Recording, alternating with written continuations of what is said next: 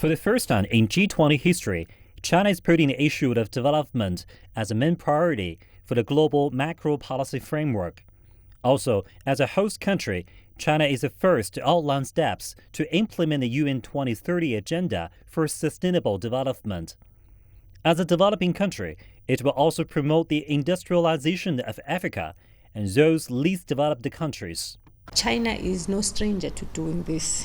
Last year, during the UN summit, they pledged billions of dollars to support the South-South cooperation. So already China has made its own initiatives, but what it's doing now, it's putting this on the G20 agenda and leading the process.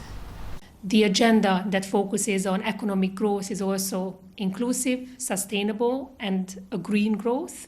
This agenda promotes a global sustainable development, that it not just demonstrates the G20 members' commitment to it, but it also agrees on certain governance mechanisms that would allow the rest of the world to better adapt to this agenda.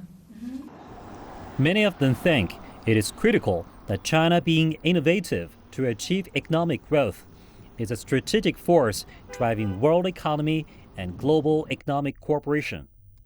Well, I think that the major roles of the Chinese presidency of the G20 has been innovation, without any doubt, and how to put all the world to work together to really reach priority goals. And I think that has been probably the best presidency up to now. The G20 can demonstrate to be fit for purpose, to be able to take forward the economic growth issues, but with the idea of a quality growth, not just a quantitative growth.